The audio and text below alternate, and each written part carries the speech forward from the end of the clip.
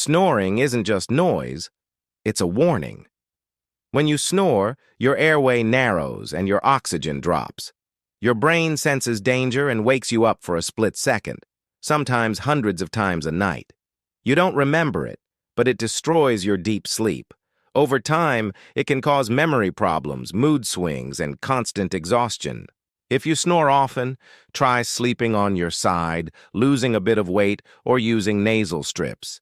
And if it persists, talk to a sleep specialist, because every breath matters when it comes to your brain's health.